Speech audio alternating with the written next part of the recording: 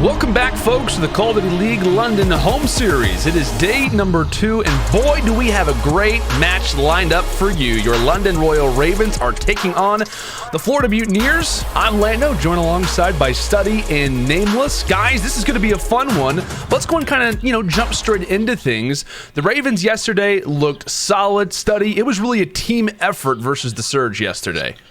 Oh, yeah, they came off the rip and on Azure Cave and absolutely dominated that map. Went on to Arklov Peak, 6-2 victory. But for me, their X factor was Shawnee. Yesterday, he had a 1.10. If he can keep that up, they should definitely be solid. Definitely. Now, to kind of go along with that, we talked about a number of different things really for London. We kind of talked on Shawnee. We've talked on a number of different players, and that's something that I'm really interested in watching for the London Royal Ravens, just to kind of see that consistency, as we can kind of see it toward the top. A 1.31 for Wiskin, 0 Shawnee scraps all there, Dylan at a 0.8, but nonetheless, like we talked about it was a team effort from top to bottom.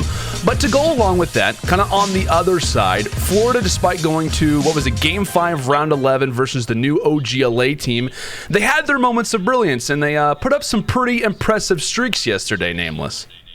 Yeah, I mean, it was a tough-fought battle, but they come out with the W. I mean, they've been on a crazy streak right now. Mutineers are dubbed as the best team in the game.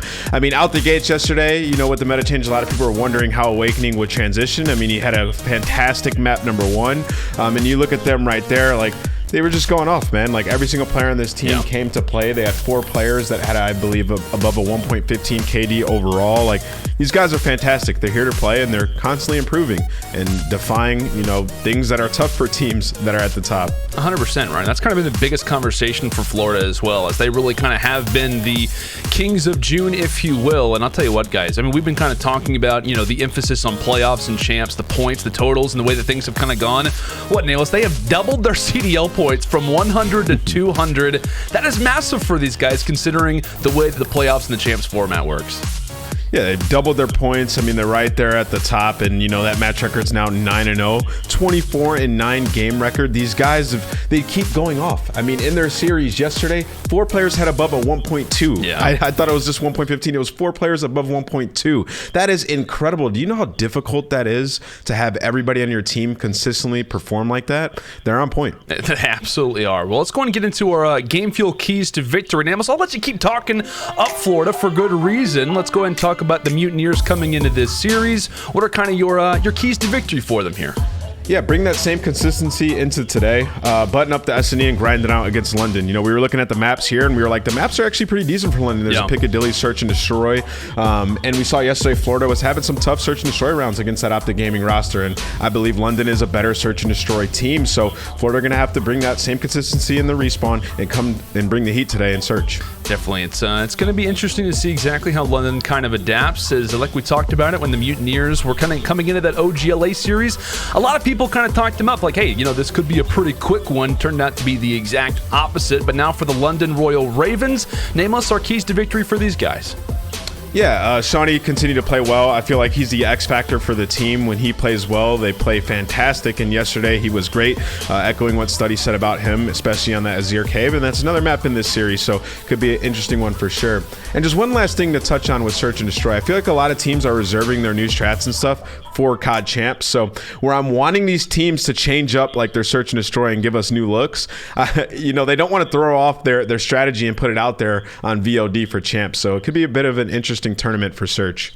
Absolutely. Now, kind of knowing everything that we do, let's kind of get into some predictions for this match. I know, like, we've been kind of having our conversations sort of in the online green room. We'll call it that. Kind of having our picks, our predictions for this one. But Study, let me know which way are you going when it comes down to this series? Okay, so they are currently 1-1 head-to-head, but that is before they had Awakening and Pharaoh. So my prediction is going to be 3-1 for Florida. They just added a crazy amount of slaying in the slaying role for both of those teams. And I just think that Florida is a more well-rounded team in every single game mode, so I'm going to pick them for sure. Okay, Nameless? I believe when I submitted it, I put 3-1 Florida, but I'm changing it. I'm going 3-2 Florida. Now, I still have Florida winning, but I think it's going to go all the way to a Game 5. I'm changing my prediction. I think that the Royal Ravens, they did look pretty solid, and with Shawnee with that added confidence, I think they can take 2 maps in the series. I'll be honest with you, man. I'm glad that you changed your prediction because that's exactly where I am too. I feel incredibly confident the same way that you do, man. I think this is going to be a 3-2. I like the Mutineers for this one, and to be honest, I just like London right now. I think based on the way the maps look, I kind of think based on the way that things have been going for them recently, when we talk about their kind of performances, especially early, I think that we have the ability to see a Game 5. But again, only time will tell. But those were your predictions brought to you by Sony's Xperia smartphone. But man, this is going to be a blast. This is going to be a fun one, Study, right? Our second cast together. And I think that we have potential to see a Game 5. Dude, you guys killed it yesterday, by the way. I appreciate it. Thanks, man. I just want to throw that in there. Your guys' first cast together was wonderful. I'm excited for this one for you guys. This is going to be a banger of a matchup, dude. You guys got a good one. Yeah, I know you guys just changed up your prediction, but I'm still going to go Florida 3-1. I think yesterday versus OpTic was that wake-up call. You know, they did have a home series off, so they were able to just relax a little bit, but now it's time to get back into that championship form, so I'm still sticking with 3-1. All righty. Well, Damos, thank you so much for taking the time to talk with us, and we'll see you soon, buddy. Enjoy, have fun. We definitely will. We definitely will. We'll study, like we said, our first map for this series is going to be on some good old Azir Cave. And, you know, I had a few stats that I was kind of looking at when we kind of discussed this particular series. And one of those stats in particular was London's performance in Game 1s. So much so that the Game 1 performance for them is so important that every match that they've had with 0, every time that they've won, it has come through the Game 1 victories. Yeah, so hopefully they're able to keep up that pace. Yesterday, Scrap started off Game 1. See exactly how this one kind of begins to follow suit. As like you said early on, got to be focusing on the London Royal Ravens. They're taking on an undefeated team in the Mutineers. That can't be out of stated, Study. That's for sure, man.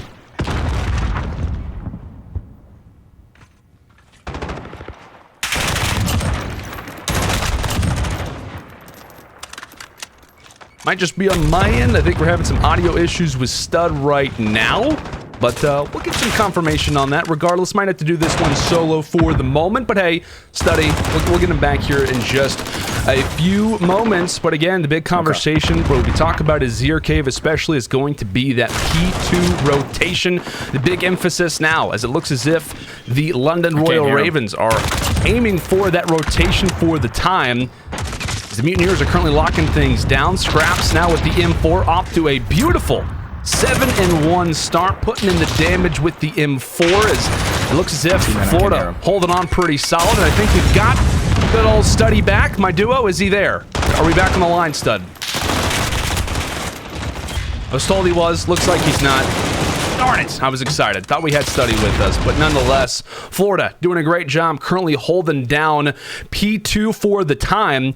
Now it really is going to be that next rotation that the Ravens are going to have to be set up for. If you are Florida for the time, you'll take what you can get. Great team streaks really kind of coming through as that's going to be 5 for Frosty, 2 for Skies, 2 for Pharaoh, and 3 for Havoc. They are absolutely rolling as we head into the soccer field, and somewhat of a spread right now for London as Havoc's picking up some crucial kills toward the outside, but it looks as if it may be the Mutineers who do as well lock down this next rotation, which is somewhat surprising. You'd like to think that after holding down P2, the natural kind of transition for the Ravens would in fact be the hold over at soccer field, but it looks as if things are, at least for the time, in somewhat of limbo as Pharaoh's doing great damage here already. That's going to be 5 in a row. Can he make it 6? Rushing through the smoke. Unfortunately, he does get taken down, but we talk about Smokes that is currently masking the hill for the time, and the Ravens are going to go ahead and swoop on through to Broken. We'll see if that can continue to be influential. 0 up close, doing what he needs to, and I think that was also a big conversation we had coming into this series, was not only the big emphasis on Shawnee, how he was going to play, but I think it was Merc yesterday who was kind of bringing this up, and it was a matter of how Zero at times can be the X factor. He plays well, the team can instantly start to succeed, and even on the London Royal Ravens pick, as we're kind of getting back to obviously P4 here, but just in general, for the Ravens, this is a map that they're probably going to feel very comfortable on. This is a map that's going to feel pretty well when we talk about M4s. They've got pretty much 3, if not 4 players who feel confident with that weapon, and we'll see if they can put it to use. But Wiskin getting the great perspective over the top, and still silence Havoc for the first. Trying to reference Mac just to make sure that he is all good and ready to go. Does get dropped for the time, but nonetheless, if you are London for the moment, you are taking a look at player number 2-0. The spawns toward the back, they are looking great when we talk about cliff path, and that is the big emphasis right now. The big conversation we need to have is how solid the London Royal Ravens are, at least for right now, based on the future of this game. And as we were kind of talking as well, toward the beginning of this series, it was about the London Royal Ravens in their game ones. They walk away with game 1 victories. They typically walk away with the series. And in fact, I think only at one point during their season, whenever they walked away with a W, every other time it has been through a game 1 hardpoint victory. Unfortunately for them, Florida has just been so good in these game ones. It's not going to be easy, but we talk about the rotation, how emphasized it needs to be, and Florida are getting shut down at the door. Studdy, are you here, buddy? I heard Studdy say something. Is he here? Maybe not. I'm just getting baited. I'll be honest. I'm getting baited, folks. I'm getting baited, and it's unfortunate, but hey, it can happen to casters from time to time. Nonetheless, Florida Mutineers, they managed to break on in, and you're happy with that if you are Florida for right now. All things considered, London, they have the spawns, they have cliff path ready to go, and the Mutineers managed to break on in as we are at, what, 140, or close to 140 to 97 after the first half. Skies is hanging out toward that broken side. Shawnee, emphasized player, coming into this series, does get dropped up close. And really, if you are watching this, take a look toward the bottom left of your screen. On that mini-map, it is all about whether or not London can manage to sneak through for P2. That is the biggest thing you have to be conscious of as we're seeing players start to go on streaks for Florida. London all the way in the back of their spawn, and this is not exactly what you want to see. This is not the most ideal position as Skies is lighting it up. That's going to be a few in a row. Takes down Wiskin, takes down Dylan, and has his line sight set on Shawnee as well. Decides to reference back as that is a 7 streak for young Caesar, the TikTok legend. No dance moves yet, but he is styling and profiling on the Ravens.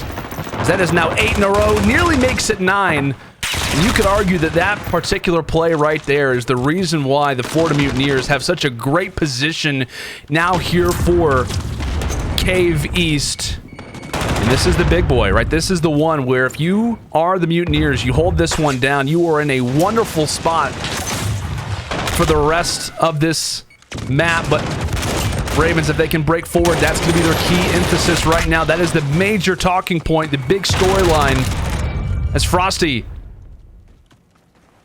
a powerful spot, 30 seconds left. London, it is pretty much based off of now 20 seconds remaining, and it looks as if London, they're not going to be able to do it. The smokes are tossed out. Shawnee's looking toward his left, and that feed is filling up with Florida. And Zero starts to reference back. They're taken down, and the Mutineers are looking fantastic, at least for the time. Scraps trying to do all the damage he can when it comes down to yellow, but he gets shut down as well. And so if you are London, it is pretty much, all right, this is where we kind of have to put our boots in the ground and do everything that we possibly can. Wiskin drops. Now we're left to Shawnee. The main line of defense, the first man to look at the emphasized push as it looks as if a flank was inbound. Ravens not fully conscious of it, as Florida do a great job pretty much at pinching in that moment, and they will break on in. So we talk about back-to-back rotations, really kind of in both sequences, where Florida goes from P2 to P3 successfully, and they will kind of hold on to the rest of control for this. London By no means a great showing, by no means a great performance as of late. It would definitely be pretty interesting if we can start to see them bring this one back, but it's not going to be easy. And it looks as if Florida are set up. Florida ready to go. London again, pretty much put on the back foot. Speaking of foot, rather maybe speaking of face, Awakening goes for the nice headshot there onto 0. No real success again for the Ravens, as now they're put in a pretty awkward position. Just 10 seconds remaining. The Ravens trying to push on through, but it looks as if the Mutineers are going to be successful. Scraps trying to pick up any time that he can. They have got a lot of juggling to do and not a whole lot of map presence. It is going to be a jaunt for the Ravens if they can really do anything after this, and with just a few seconds remaining, it will be Florida that locks this one up. 250 to 129. And my goodness, like I said, that was a big conversation coming into this map, was really on the Ravens. Could they walk away with the game 1 victory? Could they pretty much cause somewhat of an upset? And unfortunately, it seems as if that will not be the case. What was a 7-2 Game 1 Hardpoint record with Awakening now gets extended to 8-2. Shawnee, big player coming into this one, finishes off, what was it, 10-21. Definitely not a performance that he'd like to replicate, but like we discussed, London, they're focusing on the search and destroys. The Game 1 win would have been nice, it would have been preferred, but unfortunately, it does not come here, as the Mutineers are now hopefully going to be somewhat surging on forward. But like we said, we had a little bit of a technical problem. We're going to try to bring back Study so the solo casting can end. We'll be right back with Game 2 on Piccadilly right after this.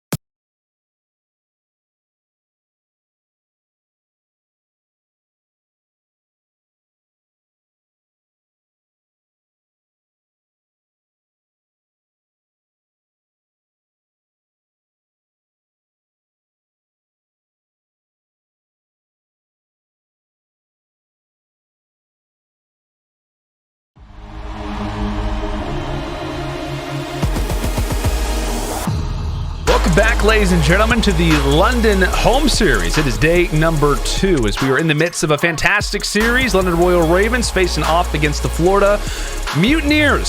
Study, I think we've got you back. I think we're ready to go. Can I get a little test 1 2 1 2? 1 2 1 2. I think I'm back. I don't know what actually happened, but I was still able to watch that game, man. Pharaoh throwing up 31 and 16, completely slaying out, man. The second side of rotations was just in favor of the Florida Mutineers. They completely dominated rotations, kept on keeping up in the slaying department. Beautiful plays out of Pharaoh. Way to go up 1-0. Oh yeah, absolutely, man. And that was kind of the big conversation as well. We kind of had coming into that map number 1 was, you know what, if London can get a steal here, it'd be big. But hey, Florida, as of recent, have just been so electric when it comes down to respawns, when it comes down to game 1 hardpoints. What, that is now an 8-2 record with Awakening. It is never going to be easy, but now we come into the search and destroy. We talk about Piccadilly. This is a map that the Ravens feel confident on, and instead we've got one of the best, if not the best sniper in the league in Wuskin. He's going to do everything he can to hopefully even up the scoreline. Oh yeah, yesterday when you asked me who I thought was the best snipers in the game, Wuskin's name just completely flew by my mind. And now that I get to realize he's definitely probably one of those top 3 snipers in this game. Oh, absolutely. And maps such as Piccadilly, this is basically his playground. Hopefully they'll be able to close this out. I know they watched yesterday OpTic and them go 5-5, so that's probably why they chose this map. Hopefully they'll be able to bounce back in this series and tie it up 1-1. Definitely, we'll see what will be inbound already. Toward the buses as Dylan on one side, Awakening on the other, doing damage. Looks like that bomb has made it over as Pharaoh attempting for the plant, gets it down. Dylan in the meantime taking down a few. That's going to be London filling up the kill feed. Pharaoh in the meantime shuts down Wuskin. A 2 versus 2. And it looks as if right now for the Mutineers, a solid position from Pharaoh. Sky's pretty much just hanging out toward middle, and they've got him locked down. There goes Scraps. Dylan all by his lonesome, hanging out, maybe even checking out a book. But it looks as if he's the one being read right now. Looks as if nice shots toward the side. Last alive. Can he do anything? Time ticking away, and Mutineers a successful hold. That was a beautiful play out of the Mutineers. They decided to just... couple men were pushing right up middle into this bus area and were just being so aggressive. Awakening was able to open up with a first blood, followed by his teammate to get the second. Fortunately, they both get traded, put it in a 3v3, but that stalls enough time for Pharaoh to get the bomb down, put himself in a better position, eventually turns it to a 2v2, isolated both players one-on-one, ended up closing out that first round. It's what you want if you're Florida, right? It's about pretty much just trying to hold off the Ravens for as long as you can. Yeah, man, I feel like this map is all going to be on Wuskins on the side of the Ravens. Usually, he just has a field day, picking up first and right. He's going to go for the shot there. Unfortunately, missed that one. Smokes are going down in the middle of the map. Time's ticking, but it's looking like the Ravens just going to go immediately for this A-bomb plant. Florida's going to be able to spot that, make Dylan hop off the bomb. Now, Frosty with a big 2 turns it into a 2v4 for the London Royal Ravens. 2 versus 4 indeed. Scraps tries to do everything he can, leaves it up now to his twin, Wuskin. Hanging out in arcade, looking for a new high score. 1v3 would definitely probably be on the top of the leaderboard after something like that, but goes for the side peek. Like we said, has that trusty HDR, but in a situation like this, Stud, it's never going to be easy. It's never going to be simple to try to get out of one of these. In Florida, especially. Go ahead, Stud. You're especially because all the three players on the Florida side know that Wuskin is a sniper. Look, he's not even going to give him the kill. Not trying to force the defense, and just like that, Florida are going to be able to go up 2-0. Yeah, solid stuff coming in from the Mutineers, and that's really kind of the. I mean, I guess you could say kind of the story of the last few rounds has been their ability to kind of shut down the Ravens, kind of get them in a narrow position, and pretty much just make them pay from then on. But I'm loving the way that they're playing it. That they're throwing smokes in the middle of the map, completely taking Wuskin out of the game. Just isolating these certain players. They probably got some VOD yesterday knowing that they like to push this A-bomb aggressively. As I say that, Havoc going to be pushing right through the smoke grenade. A player right over the corner is going to be able to take down Zero. But as soon as I say that, Scrap's going to be able to get the trade. Bomb should be going down at this A-bomb site. Florida do have the man advantage. This is going to be a really hard retake for the Ravens. Will be indeed. Not an easy position. Still holding on to man count. And Dylan is going hunting. know exactly where Scraps is, right? Last time we kind of saw his perspective, he was throwing nades at the door. So unfortunately, not the best position up close. Skies finds the first. Scraps now left alone, and Skies is looking everywhere he can. Tries to go for the 360 pistol kill. Not going to be there, but Pharaoh, he's hungry for the kill, and he will find it. Mutineers, 3 up and 3 down, stud. These rounds are going so fast. Florida are just setting the tone right off the rip, being aggressive. Those smoke grenades in the middle of the map are really taking Wuskins out of the map, and that's usually the backbone for the Royal Ravens on this map. If Wuskins is not going to be able to hit his shots here, it's going to be pretty difficult for them to be able to bounce back. They just need to be able to neutralize the pace of Florida Mutineers here and try to bounce back round by round. Because if you go down 4-0 here, it's basically over. I mean, as sad as it sounds to say, like, we were kind of hyping up London, saying, like, you know, not that the S&D is guaranteed by any means, but I mean, hey, Nameless has even talked about it as well. Like, hey, search and destroy, it would be a great one for them. It's arguably going to be their backbone, but at least through the first 3, nothing doing. Zero doing everything he can to really try to be the scout right now, but no information gained. And the reason for that is, why? Because all the Florida Mutineer players are pretty much stacked up over at B. Shots coming through from Havoc. Nothing doing. And I like this from Florida right now, stud. Right, not trying to give anything away. We talk about aggressive pushes. Ravens, nothing really happening for now as Shawnee trying to make his way toward that B-bomb site. And every time he steps, every time he tries to get through, he's met with some bullets from the opposite end. Yeah, I love the Florida Mutineers setup right now. Time is just ticking. 30 seconds remaining on the clock. The Ravens have to make a play and make a play quick. As I say that, Zero's going to be able to take down Havoc. Get the 2-piece on the Frosty. Skies with the trade on the Scraps. Only 19 seconds to be able to plant this bomb left. Skies follows up with a big 2-piece. Now in a 2v3 situation. Here comes Pharaoh. They need to plant this bomb. It's eventually going to go down. Now it's a 2v1 in favor of the Royal Ravens. If you're Pharaoh, it's just about how do you approach this. Actually, you know what? Just go on top of the bus. No big deal. Can he find the pick? No. Some nice shots done, but still 30 seconds of work still left up. It's nearly time to clock out if you're the Ravens, but Pharaoh, can he do anything? Spots Dylan somehow, but Zero is there for the trade, and despite how close it got, despite how scary it was for a moment, the Ravens managed to fire back. I love the pace change right there. They basically wasted the entire clock making Florida think that they were going to go towards that B bomb. Able to pick up a couple kills. Zero laying by that bus area, opening it up with a big 2-piece off the rip. Forces Pharaoh to jump out of that top window. He was able to pick up a 2-piece, but doesn't really matter. As soon as he was able to jump out of that window, full A-bomb was exposed. They just rotate back into 2v1, put themselves in a position to win the round. Great bounce back round out of them. Like I said, if they went down 4-0, this map was basically over. Yeah, huge win for the Ravens in that moment. I hate to be one to call it out, but 0-8 combined for Shawnee and Wuskin. And when you see that 0-4 next to Wuskin's name, I mean, that kind of tells you the tape right there, stud. I mean, the sniper, expect him to find picks here and there, and it's fair to say, Florida, we've talked about how reserved they've been at times, especially on defense. They're doing everything they can to not let Wuskin get hot, but now may be the time. Finds the first pick onto Awakening. That's a beautiful play out of Wuskins. You know, not going away from what he knows on this map. The sniper is basically his bread and butter. I understand. Sometimes snipers feel like if it's not working, just switch it out. He's still feeling really confident with the weapon. I watched him put up a YouTube video of him sniping 2 people through walls, which is pretty insane. And as I say that, able to take down that last kill on the round to bring them down 2-3. They're starting to give some life here, Landon.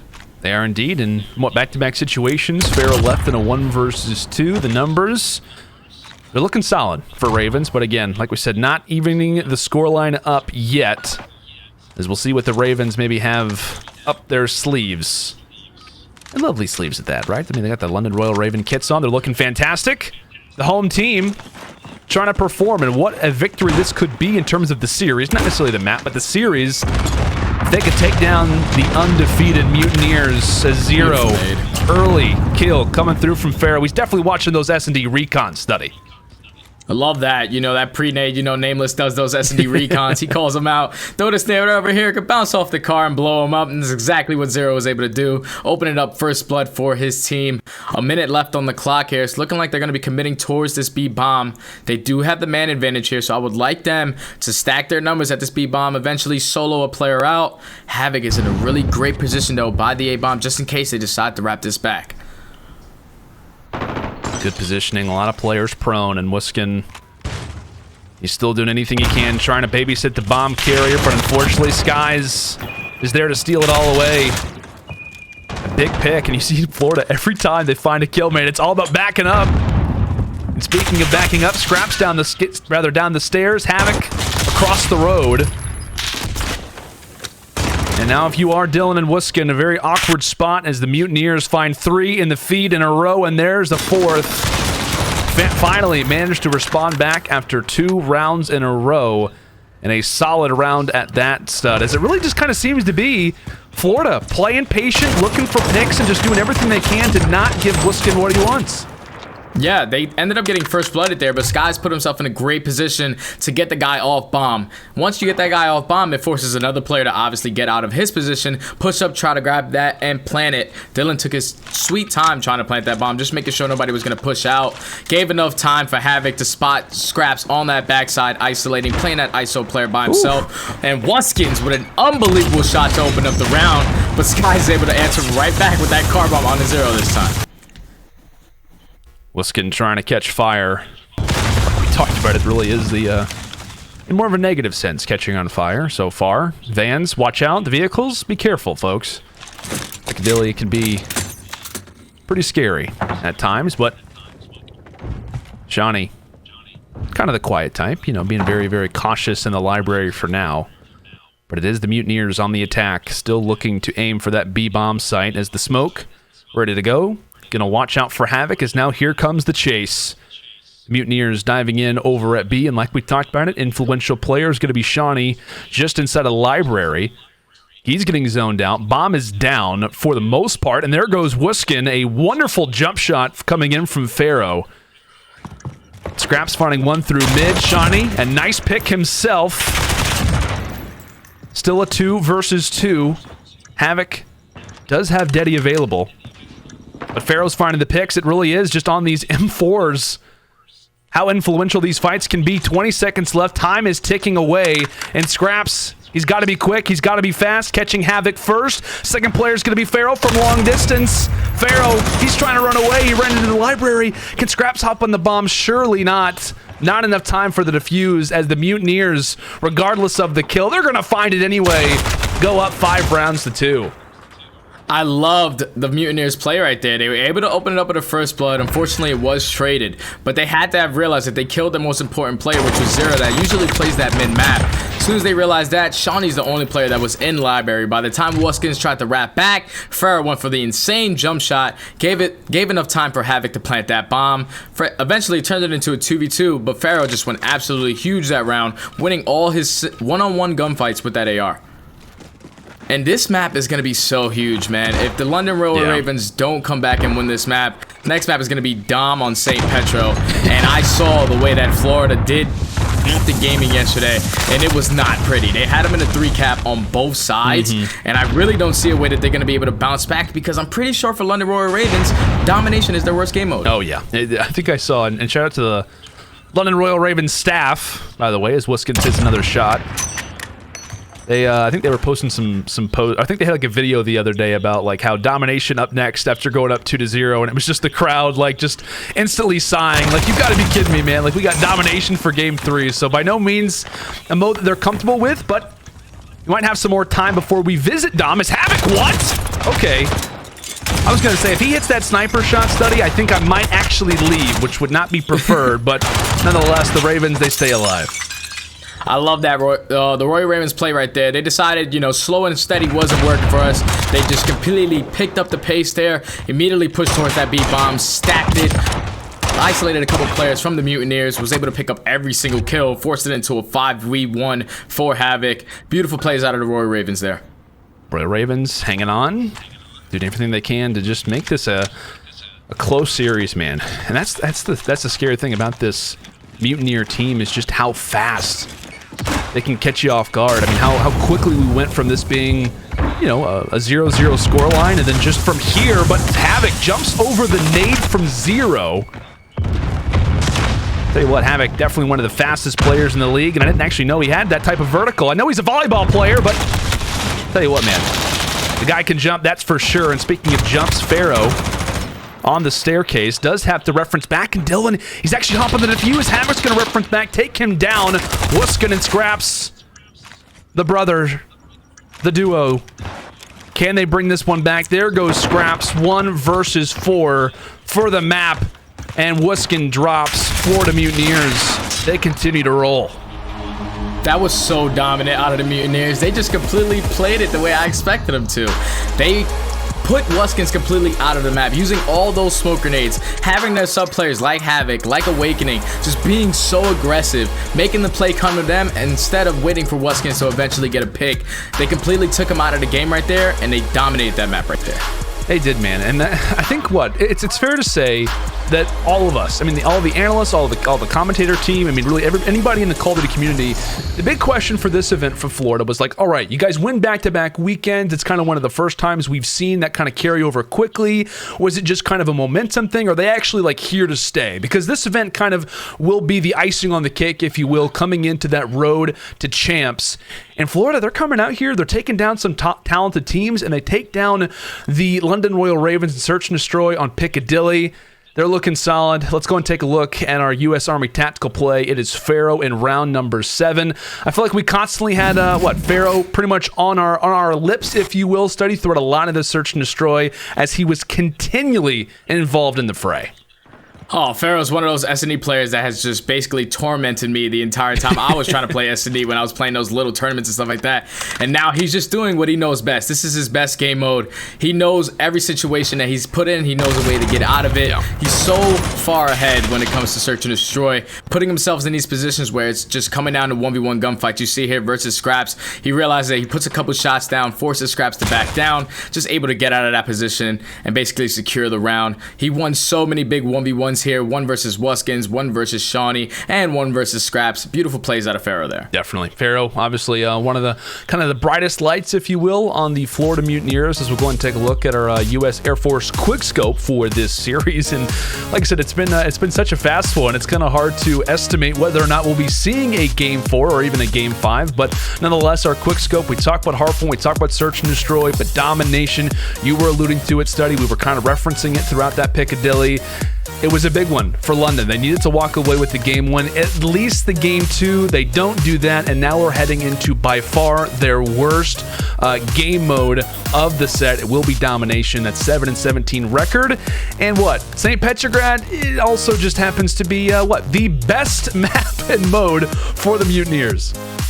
I cannot wait. I'm pretty sure London has a .92, which is 7th in the entire league on this map. Yeah. And they're going up against Florida, who have a 1.18, which is number 1. So this is going to be a pretty difficult task to climb upon, but we got to see, man. You never know. You never know with the London Royal Ravens. You never really do, man. But hey, like we said, Ravens, they could still be in it. You never know. Domination is known as the swing mode. We talk about it. You gotta beat the best teams at their mode, and at different times now could be the chance for the Ravens. But of course, when we come back, it will be Domination on St. Petro, Ravens versus Mutineers. We'll see you in just a moment.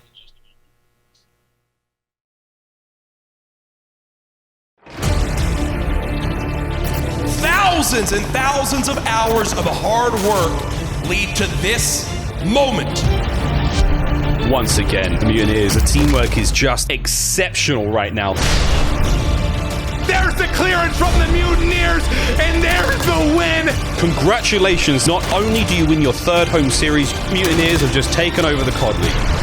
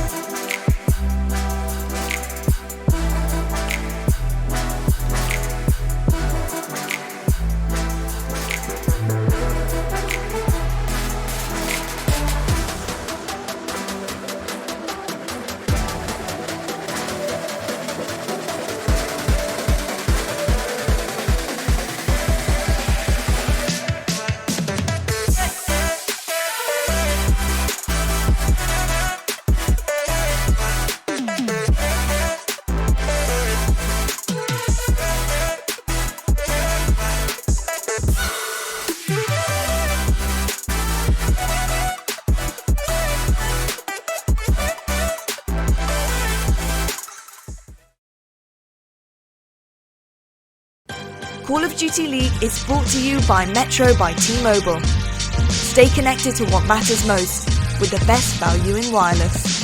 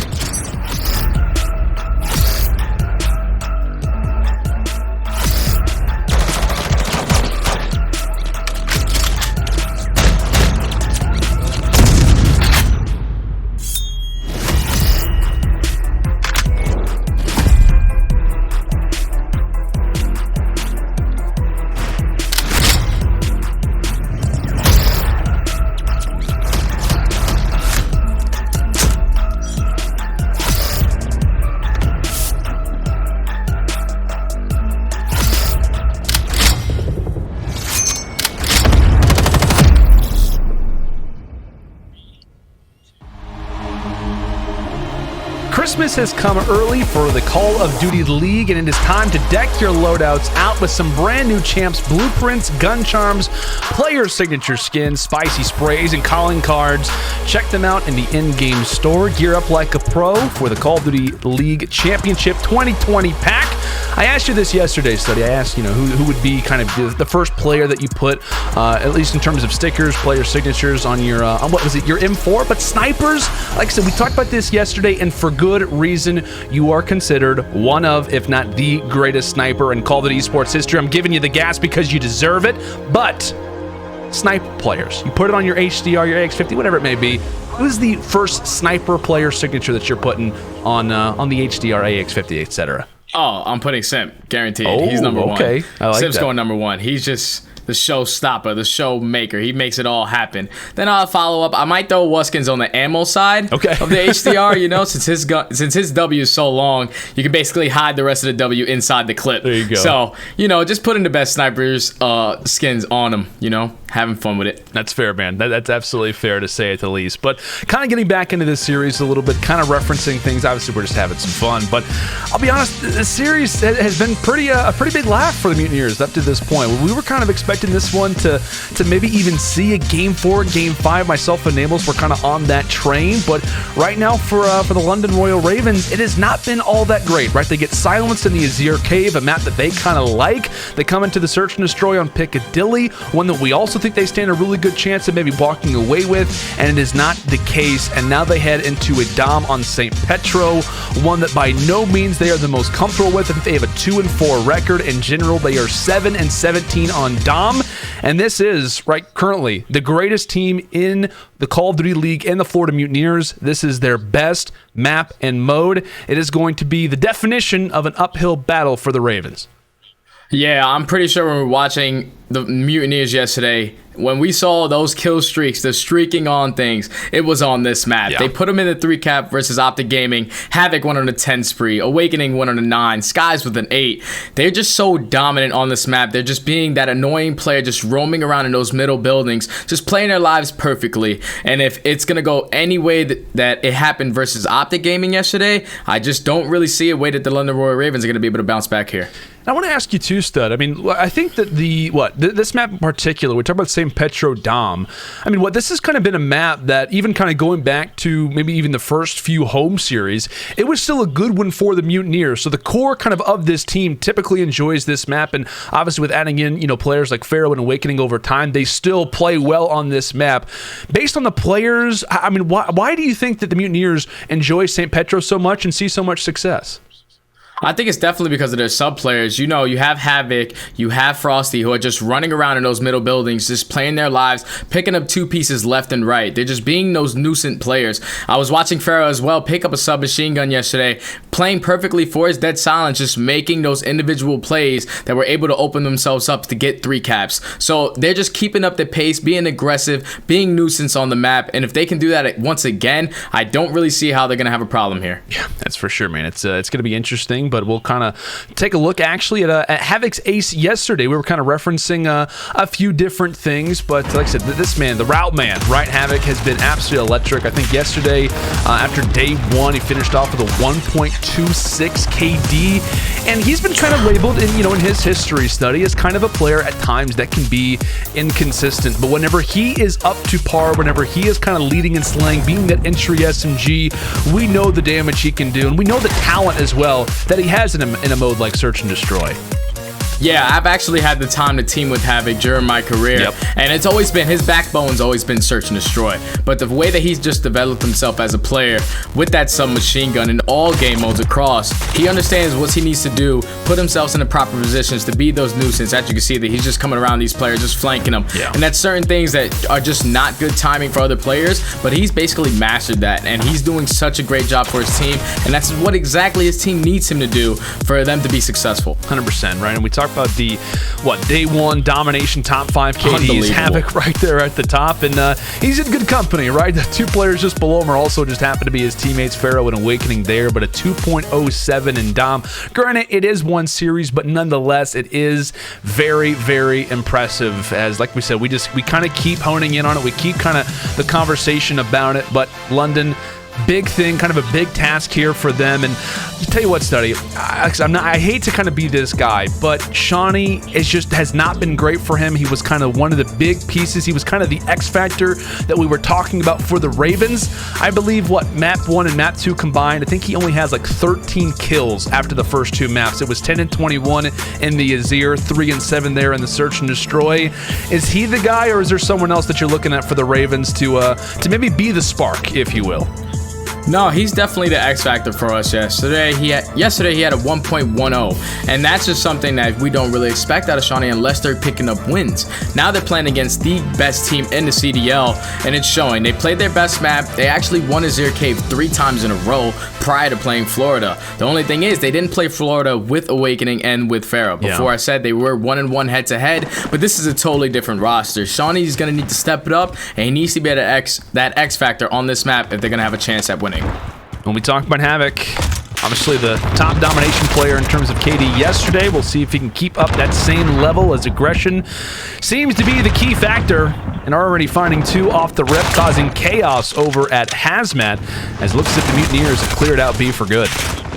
See, and that's beautiful plays immediately off of Havoc. He just ran right up middle map, immediately went into their middle building on their side of red, just being that nuisance. Unfortunately, he was able to drop, but that gives enough time for the Mutineers to hop on that B flag and now set up for this 2-cap. They're basically going to spawn all of London Royal Ravens on that back C flag. Now it's all about chaining a couple kills together and pushing him out and then forcing him to spawn P1.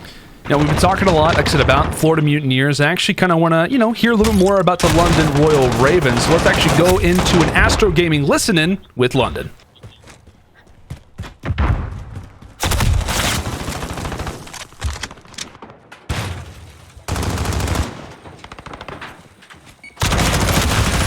Backsy, Frosty, one shot, Backsy. Oh, it's just push on your left side, see? It's on Frosty. Near him, Bob. I'll show you. Frosty's at the back. Yeah, he's at C4. C4 behind you. Yeah, he's coming. Havoc's coming around the back. Yeah, we. He's still at the back. At the back, brother, Havoc. I'm one shot off. You're so weak, yeah, I'll shot you. I'm on Keep talking.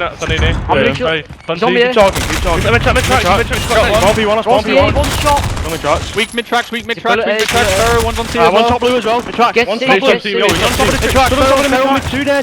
There's 2 there. Go see him. Gonna be able to get out here, we need a smoke. Yeah, I'm on top of the thing. I'm moving this left. I'm one shot. Yeah, he's on top of the tree, and we'll see. Yeah, back left as well, chicken time. I'll drop here. Have you wait back left. Got out.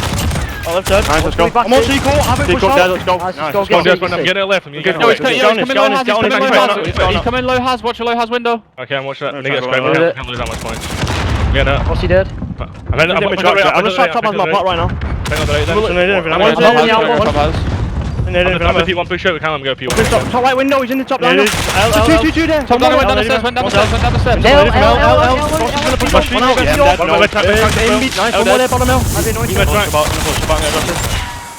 Kill him, try to kill. Yeah, he's got me. Top Dana window, Water street,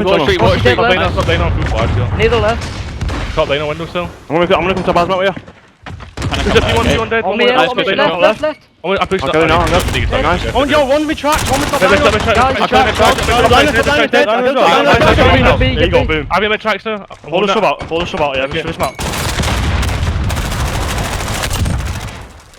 To hear what the Ravens are going through right now, and it definitely hasn't been the greatest start to this first half as the Mutineers, a near kind of triple cap moment for the time. They had Frosty kind of at the back of the map causing some issues. I know we've been kind of talking about Ravens, but how do you feel about that first kind of initiation, the first 3 minutes of this game for them?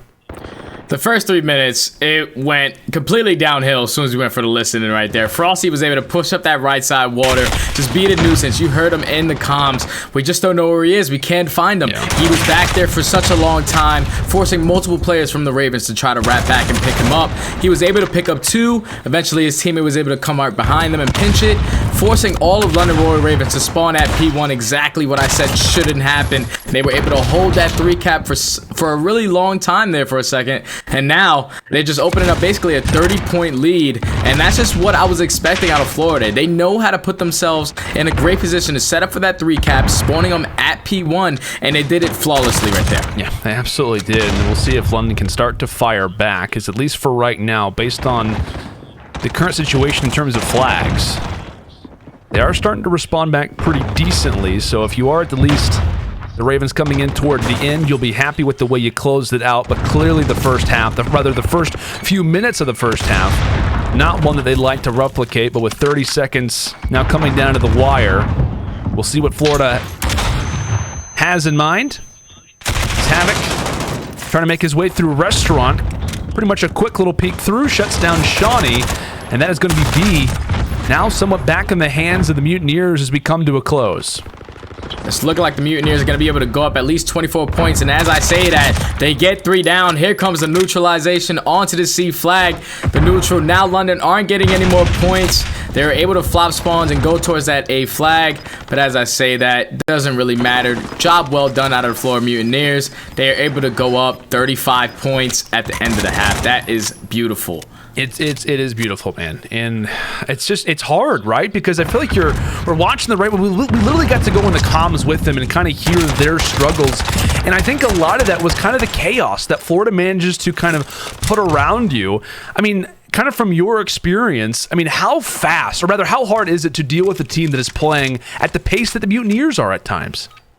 Dude, it's so hard. I remember back in the day when we were playing against a team like Luminosity, when it was Slacked, Octane, and Classic, we could never beat them. They were just so fast, and they had everything locked down. I heard Nameless talking about it when he said Octane is one of his worst players to play against because he always just was in a power position, always doing what he needed to do. And then you had Classic, you had Slack, who were just being those aggressors, doing what they needed to do on the map, putting themselves in great positions to hold down those power positions. And then now we're seeing it out of Florida Mutineers. As soon as Havoc is able to pick up 1 or 2 kills by this Lion area, he just immediately pushing to the opposite side of the base and pushing towards that middle building. Like I said, just being a nuisance. But right off the rip, it's looking like the flags are going to be swapped out. 3 go down on the side of the Royal Ravens. Flags most likely going to be capped once again by Florida. Beautiful smoke grenade. I bet you as soon as Havoc finishes this, immediately into this middle building. As I say that, Scraps is going to be able to take him down. Scraps does indeed. A good start for London, but instantly replied back by the Mutineers. We talk about players really just kind of going off for their team. 13-9 for Awakening, 14-8 for Pharaoh and Havoc, and we talked about the amount of engagements that he's in, 15-12. But like we said, emphasis on the Mutineers for now, but we'll see what the Ravens can do for the future of this one. It looks as if they do manage to clear out B. But look at player number 8, Stud. Look at the craftiness from Frosty. I'm not sure if London is aware of this or not, but him on the flank could definitely spell some trouble. Yeah, Frosty just being in that position as we say that he gets taken down. Dylan must have known something was wrong. There must have been a player behind them. So now they have full control of their side. And they're doing a pretty good job right now, holding these 2 flag caps right now, picking up every single kill. Hopefully they can chain something together, eventually push for that neutralization on that C flag, forcing the players on Mutineers once again to spawn P1. That is their best possible outcome. kills are just going back and forth. They're currently only down 22 points. So if they do hold this 2-cap for the rest of the game, they will be able to win it. But I highly doubt like that's going to be that's going to be it. Oh, and look at the bottom of the map. Look right on the right side. That's going to be what, Havoc and Skies together. They actually do get the spawns, I believe, over at Pool Hall. Now, they have cut out one, but I'm not so sure they're aware that Skies is still, in fact, through, and they're actually still getting that spawn just based on the spread right now from Ravens. That is kind of affecting things, so that's going to be pretty much, what, now 3 players in a row that they have to deal with at A. In the meantime, C is still clear. A great situation for Florida as Skies trying to get toward the top side. Is he going to escape? He does not, but the damage at the very least has been done. The AC split causing problems. On the other end, Scraps trying to be kind of aware of the comms as he and his twin brother trying to take over C, but Pharaoh, he's holding valiantly. He does get cut down. Raven still with control at B as things are starting to flip-flop around, but nonetheless, a good play from the Mutineers just to try to hopefully continue to distance their advantage. Forcing the players from the Royal Ravens to wrap back and eventually get that A flag gives up all map control in the middle of the map by that lion area.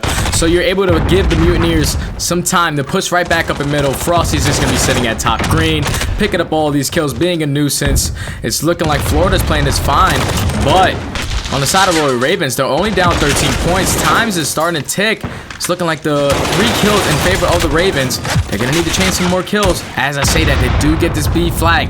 A minute 30 remaining, only down 12. They only need a minute of a 2-cap. As I say that, they are pushing for C, but players do spawn from the Mutineers at that A flag. If they still eventually hold this 2-flag cap lead, then they should be fine at closing out this game. Should be indeed. The emphasis now on the Mutineers, what they can do. Their lead starting to evaporate, and they're relying on someone like Havoc to help lead the way. Daddy's popped, and he's not even looking at Shawnee, but he shoots him through the door regardless. That instant awareness coming through from Colt Havoc as he is lighting it up on St. Petro. Does get dropped in the meantime, so nonetheless, his emphasis was felt, but he gets pretty much dropped, and that could set up someone like Frosty to do some work as well. He gets taken down. Can the Ravens bring this one back?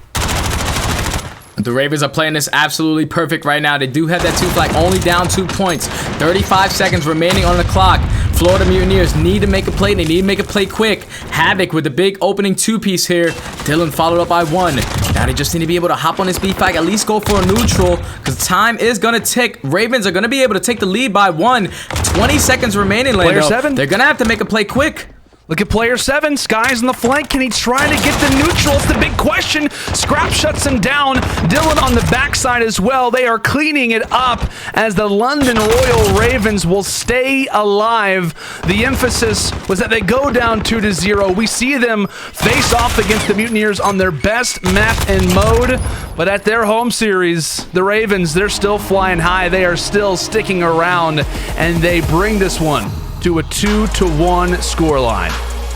And that was such a nerve-wracking game right there. Dylan ended on a 10 spree, just completely slaying out, making sure no players were getting through to the other home flag, just completely being a nuisance in that middle of the map. I honestly can't believe that they just won that map, but beautiful bounce back map for the London Royal Ravens. Hopefully it's able to give them some fire going into this next hardpoint. Definitely, man. That's like we talked about. This team is kind of, you know, at times a roster that kind of relies off of motivation. We discussed at the start of the show, right? Game 1 hardpoints. Whenever they win the Game 1 hardpoints, more often than not, they end up walking away with the series. Granted, they don't do that here, but at the least, they started to catch fire. And like I said, man, the presence from Dylan cannot be understated. Dylan Codd is absolutely an animal at times, as like you said, going off toward the end of this second half. Just going on a 10 kill spree, just completely holding down that top green building was a beautiful play out of Dylan. I was talking about Havoc being a nuisance, but Dylan was the opener on the second side.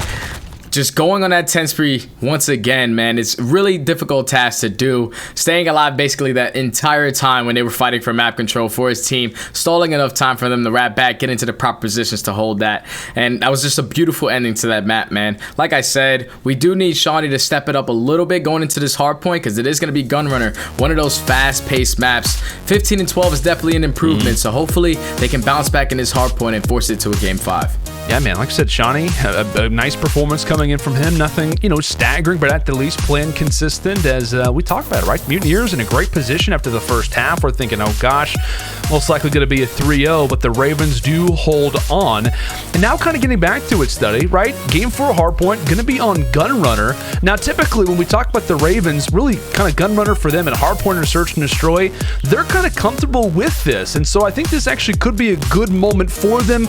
But again, I want to try to introduce something positive, but I also have to be realistic at times. The Mutineers' performance in Hardpoint cannot be understated. These guys have been absolutely electric at every moment possible. Yeah, man, their rotations are absolutely beautiful. You have players like Awakening, players like Skies that are always thinking ahead of that play. Havoc and Frosty are just going to head bash and just pick up those kills when they need to. And the thing about Gunrunner is, if you're not picking up those kills and playing for the proper spawns, a lot of these hills can get changed. From P2 to P3 can get chained pretty well. So I can't wait to see how this battle is going to go down. I feel like Dylan, he stepped up tremendously on that map 3. Hopefully he's able to continue that on into this map 4. Definitely, man, and it's so much fun, right? Because we have so many different personalities in the CDL that we get to talk about, and so many different players, and it's a blast as well because we get to watch them obviously play in these matches, but we also do get to watch them when it comes down to Warzone weekend. Super excited for this as 60 pros will squad up for a trios kill race. $10,000 is going to be on the line. Who can get the most kills? Make sure to watch a new Warzone weekend, which is going to be on Sunday at 10 a.m. PST. That is 1 p.m. ET for those that are on the East Coast. And we always get people asking, like, hey, where's that my time zone? Well, at the very least, we're giving it here for the people in the States. But Study, again, love Warzone weekend. It is without question one of my favorite things that we do here at the CDL. So many amazing moments, and I love the player comms that we get to hear after every event as well. I feel like I already know the team that's going to win. It's going to be Crimsix, Clayster, and Shotzi. I actually had the chance to play a lot of Warzone with Crimsix, and we went on a 10-game win spree, and that's something that you don't see often. Oh, I mean, hey, man, you're a beast when it comes to Warzone. I saw you streaming it yesterday. You're an animal, man. Give yourself some props. I mean, Crim's obviously fantastic, but you got to give yourself some props sometimes, Study. Oh, yeah, I just don't, like to make my head bigger because it's already big. But, I do what I can. I love it, man. Well, hey, like we said, it's going to be an interesting one. We talked about Hardpoint on Gunrunners. That will be our next destination for this series. But can the Mutineers close this one out? Or will the London Ravens be able to bring this one back as it is their own home series? Can they manage to not necessarily do the impossible, but definitely do the difficult? We'll have to find out right after this.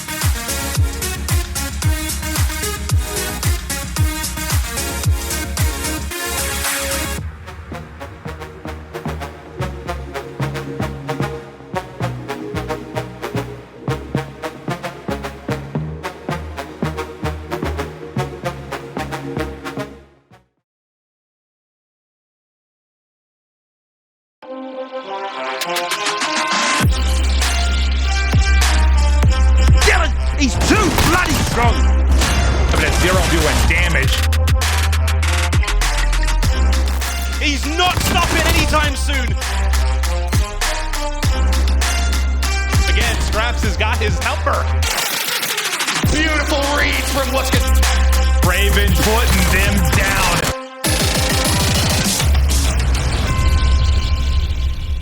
Welcome back, ladies and gentlemen, to the London home series as we've got the Ravens facing off against the Mutineers, a series that has been, pretty interesting up to this point. Definitely not going the way that we would have expected, Study, as, the Mutineers go up 2-0. We talked about their Dom St. Petro, how solid it has been, and the Ravens managed to take this. I actually saw, and shout out to the Mutineers social media, by the way, because they are always fantastic. I saw them tweet out, like, Ravens reverse sweep. There, I said it, so they can kind of get it out there in the open just to make sure that it doesn't actually happen. But hey, man, this could be the opportunity for the Ravens, right? Hardpoint, Gunrunner. Talk to me about both of these teams on this map specifically.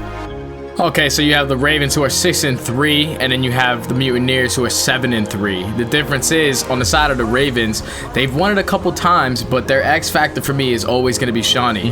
Fortunately, in the head-to-head matchup, he had a .86 versus the Mutineers on this map, so this is going to be his X factor map to push him to that Game 5. And if they end up getting to that Game 5, it's Arklov Peak, and we saw the way they dominated it yesterday. So hopefully they can push it to that Game 5, because I'll be so excited to watch it. 100%, man. I know we've kind of popped up the bracket here for just a short moment, but the Ravens, if they can get through the Florida Mutineers to get onto the semifinals, that would do wonders for their confidence, as this is going to be their very last event before the playoffs, right? This is kind of their last opportunity to kind of keep the teams that are below them away.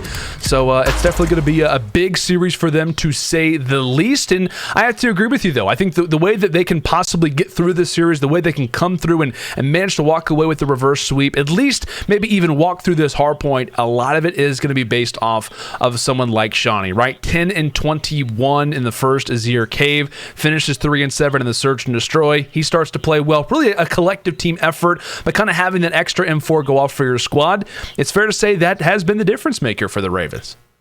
No, yeah, for sure, man. Yesterday, he was sitting at a 1.1, and they won their series 3-1. Yeah. So you have to be feeling really confident if you're Shawnee. You know you're capable of being that X factor for this team. You know what you need to do. We saw Dylan step up tremendously last map. He's probably going to continue to go forward into this Gunrunner as well. So if both of those players are playing at such a high level, it's going to be really hard to even these guys out. It definitely will be. And again, feel free to let us know, folks, on in the YouTube chat. Let us know on social media as well what your thoughts are when it comes down to this series. Who's going to walk away with it? Can it be the London Royal Ravens, or will the Florida Mutineers continue on with their streak? Because what?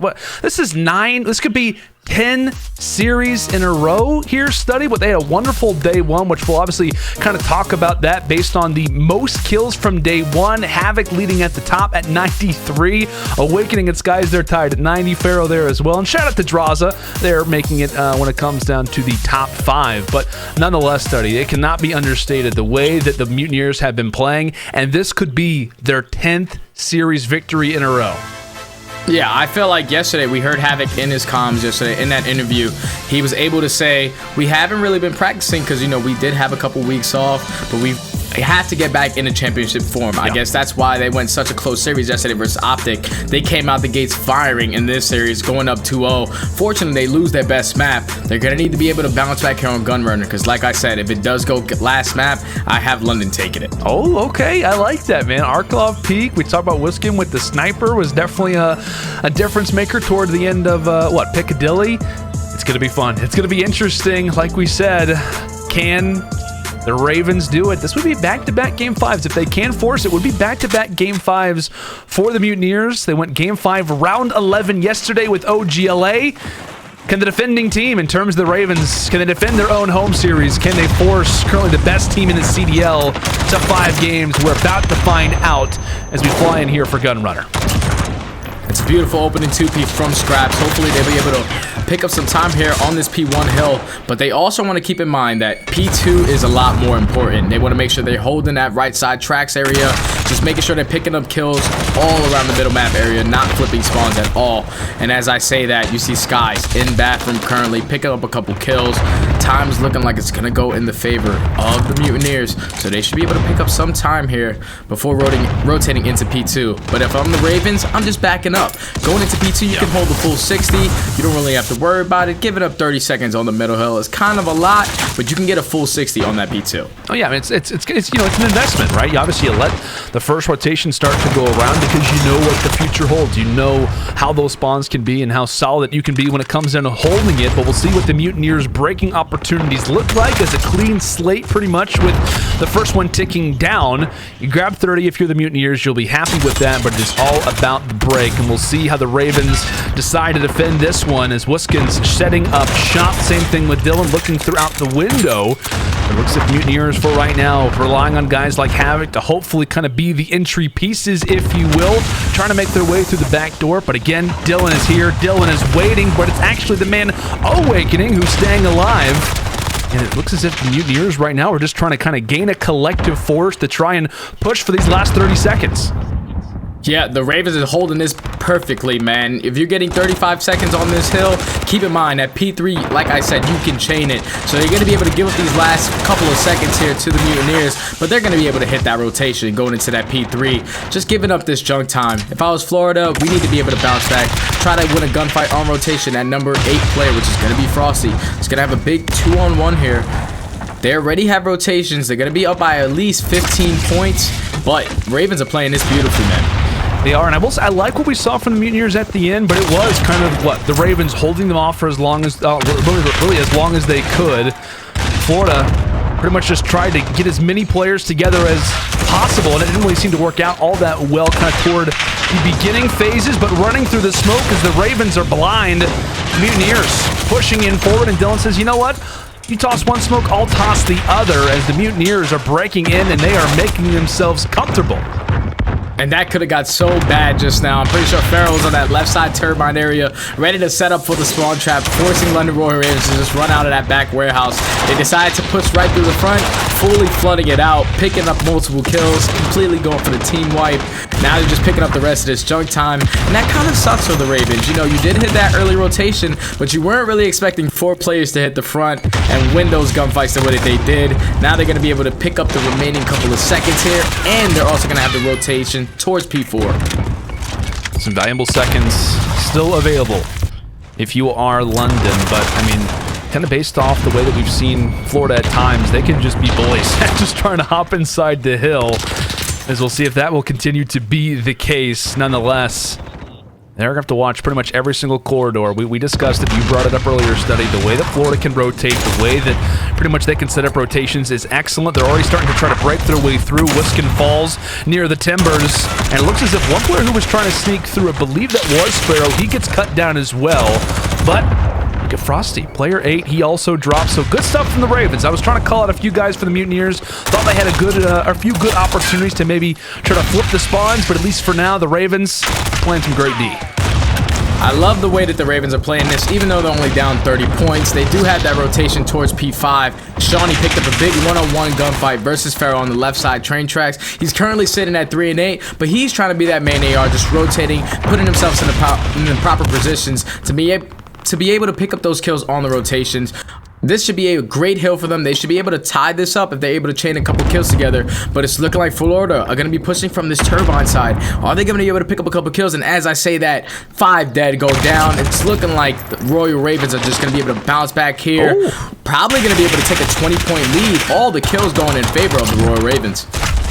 It is indeed Shawnee trying to break on through. No success for him, but it's all about the layers, at least for London right now, trying to hold them off as well as they can. Dylan sends Frosty flying and going for a few extra shots. This is just very well played toward the ending stages here for London. Regardless of the rest of the points, it looks as if it will go the Ravens' way. The way that we kind of saw them play P3 all the way to P5, they held it the best way that they possibly could. And like I said, Florida, obviously it's going to be a close game, right? It's going to be pretty much even after the first set of rotations, but you're happy with that as Dylan, he's carving up some people. Yeah, if you're the London Royal Ravens, after that first rotation of Hardpoints, you should be absolutely astounded by it because remember, P3, they decided to 4-man hit the front and break it. If you guys can properly hold that next time, you guys would have this lead and a way more drastic lead than you guys currently have now. Now, the only thing is they have to fight for those spawns for P2. I know people would like to get time on this P1 hill, but it's way better to flip those spawns early on so you're able to get that chain for that P2 hill. It's looking like the Mutineers are just so far pushed up in mid-map. They're going to be able to hold the right side of this train tracks. You see Havoc rotating towards that right side, trying to not let anyone through. All the kills going in favor of the Mutineers. They're playing this perfectly, man. They're going to have the spawns for P2. They're going to be able to open up a lead once again. I will say, top side of the map, as the last few seconds will go the way of Ravens. It was Dylan who was actually trying to push through. He gets dropped as well. So we've talked about defense. Both teams very conscious of how solid P2 can be. And now it'll be up to Florida to try to hold on to this one after their kind of early game heroics. The way that they were looking was solid, but the Ravens managed to bring it back. And now it is up to them from defense now to offense. What can they try to implement? We talk about those kind of cross-diagonal spawns, how that can be effective. The Ravens trying to walk through the front door, but they're getting cut down. It looks as if Zero, though, picking up a few, trying to stay alive, as that's going to be 3 in a row for him, 3 in a row for Wuskin, and this might be successful for the Ravens. Frosty doing everything he can, but it looks as if the door has been shut. Here comes the smoke. This is just what, at the end, Florida doing everything they can to hopefully mitigate the damage that the London Royal Ravens are doing. Wuskin drops, Havoc decides to rush on in, and back and forth we go as Florida will remain in control. With those last 10 seconds, it was by no means the exact amount of time that they wanted their study. That was beautiful play out of Zero. He was pushing up the front door, decided to take his time, wait for his teammates to push around that back right side. As soon as they were causing havoc on that right side, he immediately flanks that side door, was able to walk in, pick up 2 kills, push out the backside, pick up another. Beautiful break out of Zero, currently sitting at 25 and 14, really stepping up for his team when his team needs it. Zero right, the new addition. Guy's been electric. They added to the team, and they instantly saw a second place finish. I believe what, this is only like their 3rd event with Zero, by the way, so definitely have to take that into consideration. The guy has been great at different moments, but we talk about Shawnee doing everything he can up close. He drops. Second line of defense is going to be Dylan Codd, as he'll be staying alive, keeping the hill in their control, and continually distancing out the side of Ravens. As that cold push, it's getting more and more rough. A player on the flank, it's actually going to be Frosty coming in, being influential as the Mutineers. They're aware of the future, and so is Wuskin as he's taking down players, not even seeing them.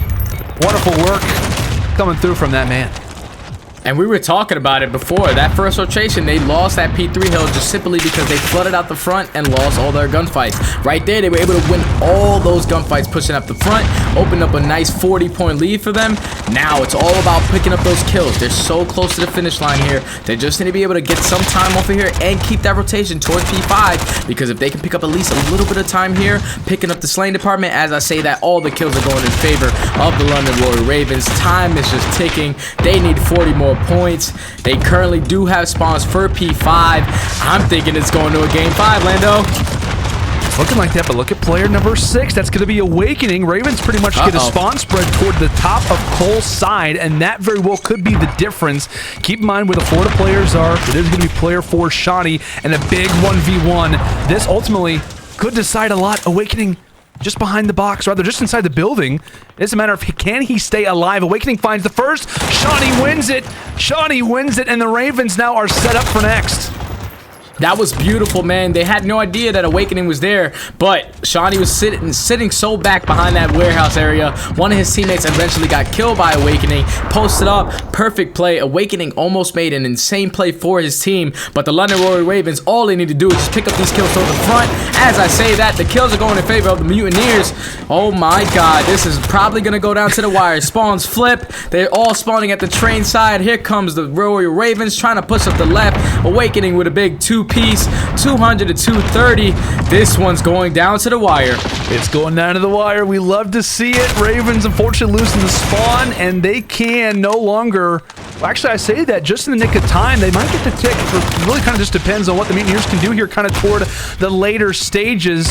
But it looks as if it is going to be a rotation. So, Florida are aware of it. Ravens cannot win off of this hill. It's going to have to be on the next one, and it really is. Can the Mutineers hold 249 to 205? The next rotation is set. Can the Ravens break on in 35 to 21 from 0? They just hop on in. The hill is vacant, and the Ravens lock this one up 250 to 207. We have got ourselves a game 5. Oh my God, I cannot believe it. We thought it was going to be Shawnee that stepped up. We thought it was going to be Dylan. But no, Zero put the team on his back right there, making such clutch plays for his roster. It all came down to that P2, man. Him breaking that hill by himself, picking up 3 was the play of the game for me. I know that they ended up rotating towards P3 and eventually holding that from the front side, but Zero just played out of his mind there, and we're going to a game 5. I know my prediction in the beginning was 3-1. Didn't expect it to go game 5, but oh my God, I cannot wait. It's gonna be fun, man. Well, our first game 5 casting together. We knew it all along. We knew it all along. I will say I did have it a 3-2 for Florida. We'll see if that actually remains true, but nonetheless, it's gonna be an absolute blast, man. And I'll be honest, just in general, I don't really know how to call it. Feel free to let us know if you guys can in the chat as well. But when we come back, Ravens versus Florida, game 5. It's gonna be fun.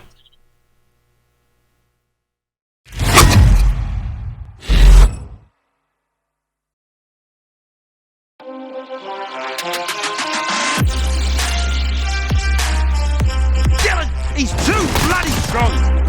But at 0 doing damage. He's not stopping anytime soon. Again, Scraps has got his helper. Beautiful reads from what's good. Raven putting them down.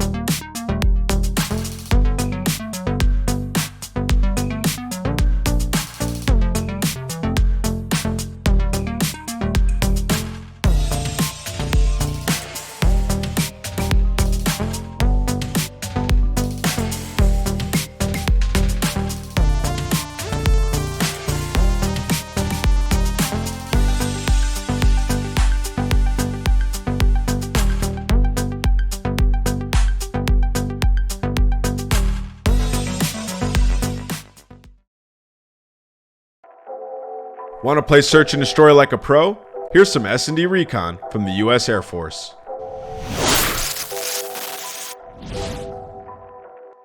This time, we're flying over the snowy mountains to get some recon on Arklov P.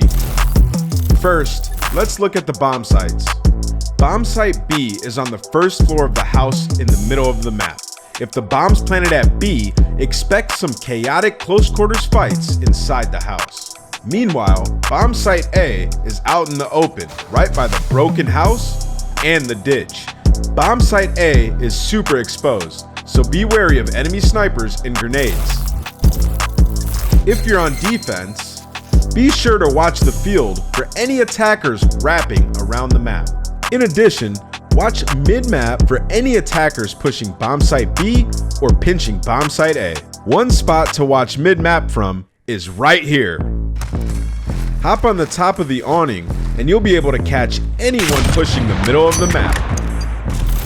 If you don't see much towards bomb site B or mid-map, you're probably going to see a ton of pressure on bomb site A. If you position yourself right behind this rock, you'll have a clean line of sight down both the broken house and the ditch. If you're on offense, there's a good chance you'll be facing some enemy snipers on bomb site A. If an enemy's shooting at you from the house on the opposite side, run up to the second story of this building and fight back.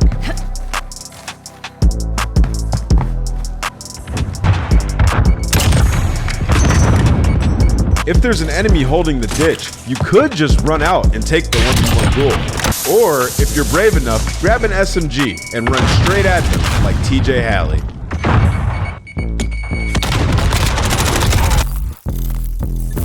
If you want to hit bomb site B, check out this play from the London Royal Ravens. After securing a kill mid-map, they dropped 2 smoke grenades on the house, one right in front and one on the awning. Jared and Dylan jump into the 2nd floor, while Scraps sits in the field to prevent any enemy players from jumping in through the window. This move isolates the only player on defense, making it much safer for Dylan and Jared to clear the house for the bomb. Once the bomb's planted, FaZe has to get inside to defuse, but because London took early control of the house, FaZe don't have any easy way inside. By the end of the round, the London Royal Ravens managed to pick off all of the remaining FaZe members, winning their offense on bomb site B. There's your S&D recon for Arklov Peak. Good luck down there. That was a look at the Search and Destroy Recon, presented, or rather sponsored by the U.S. Air Force. Taking a look at some good old Arklov Peak Search and Destroy. This season, the U.S. Air Force brings you all the intel on Search and Destroy and a look at how your favorite CDL pros do it. So I'll tell you what, Studdy, I've been an avid Call of Duty fan for a very long time. Watched yourself, kind of in York come up as well. And I gotta say, one of my favorite pieces of content that we have ever had in COD is S&D Recon. Shout out to Nameless, but I'll tell you what, man, it is always a blast to kind of give, the general audience member, kind of even a fan as well, to kind of learn some new information, to learn how the strategies work on Search and Destroy. No, yeah, for sure, man. Especially from a pro player's perspective. If you learn how to pro player play, you can go up against anyone. And with that S&D Recon by Nameless, it's beautiful because Nameless is my former teammate, former pro player, and what a legend that he is. So, like, anything that comes out of his mouth when it comes to Search and Destroy, I'm going to be listening to it. That's one thing that me and him always went hand to hand on when it came to that game mode specifically. Yep. We were always just a 2-man pack. And I'm happy that he was able to present that to everyone that's probably a casual player out there that doesn't really know a lot of the insights on Arklov Peak. But let's get right into this, man. We got the Ravens, who are unbelievable at this map. They're 6-3 versus Florida, who are 3-6. And yesterday, watching the Ravens play OpTic Gaming on this map, they had such a dominant and fluent A push every single round that they were able to win 6-2. I'm wondering if they're going to bring anything to the table different, because Mutineers are probably sitting back watching exactly how they play it. Yeah, much like we were kind of watching here in the online green room, as I'll call it. They most likely were as well. Early nades, not exactly ideal, as Scrap's going to take out 0, and in the meantime, Skies will make that a 5 versus 3. Pretty much just hanging out inside of B, and really, if you're Florida, you don't really have to move all that much. Bomb down, and not really in the greatest of situations for the Ravens right now, Stud. No, bombs down directly by middle map next to these tanks area. Wuskins is going to have to do some things with his sniper if they're going to have a chance in this round. But it's only round number 1. Yeah. They usually like to play these rounds nice and slow. Steady wins the race.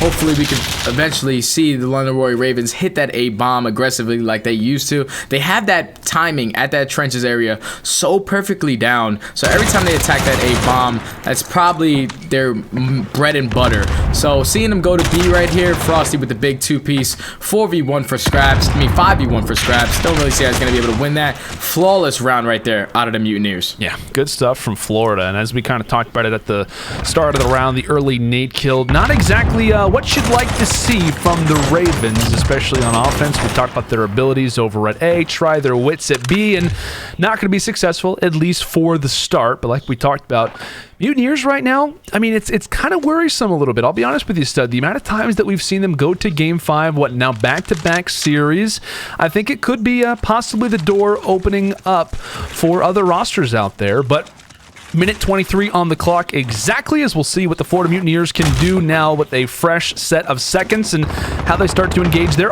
first offensive round as Shawnee finds the first one. Don't forget, when they played Piccadilly, they completely took Wuskins out the game. They're not going to want to force these gunfights on Wuskins. They know he's an incredible sniper, so they're just going to audible and try to go to this B-bomb. Shawnee with a big opening 2, forcing it into a 5v3. Unfortunately, Frosty was able to take him down, forcing all the players of the Royal Ravens to wrap back. But they do have the man advantage here. I'm wondering how they're going to play this, if they're going to be able to pull this out. You see Frosty just trying to gain some information over the top of the fence. Nothing doing. Wuskin as well. If he were just to peek around that window, would be another one, but nades are out. Dylan, though, hanging out toward the back of the bomb site as he'll find one as well, and now it's all left up to Awakening. 1 versus 3. M4 in hand. Bomb is down. Okay, nice drop shot to start. 20 seconds to work with. That's really the issue, as now he's got a few different opponents to worry about. It's not just the Ravens, but it's also the clock. Not even taking into account the objective as well. Awakening gets over the fence and now onto the roof. Hopefully going to try to find Zero over toward this back mountainside, but nonetheless, solid kills from Awakening, but it's not going to equal out to the round. Scrap stays alive, and Ravens, they even it up. I couldn't even believe he won that gunfight versus Dylan right there on the B bomb. That was an insane gunfight. I thought he was going to have enough time to eventually grab that bomb, put it down, but he just wanted to make sure there was no one in the area. Fortunately, he doesn't have enough time to plant that bomb, puts himself in a 1v1, but just no more time left. Great bounce back round out of the Roy Ravens. Is indeed, and good stuff from Awakening as well. Can't be understated, but nonetheless, the Ravens hold on, and as we talked about it, right, they've looked so good in S&D. Especially on this map specifically. But a lot of that's going to be on their offensive executes. And like you said, we saw how great they were versus OGLA on this specific one. We'll see if Florida is geared up and ready to go. Havoc not only in the most predictable spot. That smoke is going to help him. I like how they're double stacking this trenches area. Zero's able to take down one, Scrap's able to take down another, and this is just that flawless A push. Hopefully they can spot Havoc that is going to be sitting on that bomb site. I don't think Zero's going to be able to spot him. 40 seconds on the clock. Here comes another smoke grenade. Havoc has the chance to make the play, but they don't rush bomb. They don't rush the bomb plant. They just smoked it out for information, and Dylan with a beautiful positioning there was able to take down Havoc. Now in a 5v2 situation, Frosty's able to take down one, 4v2, but bomb is planted for the Roy Ravens. What a beautiful, flawless offensive push right there. I don't really expect Frosty to pull that one out, and the Royal Ravens just played that beautifully. Like I said, their trenches push is so flawless. Neither one of them died. They were able to pick up 2 kills, put themselves in a 5v3, and I love the delayed bomb plant. They just forced Havoc to pop out. Dylan put himself in a great position to make it a 5v2. Great round out of the Royal Ravens.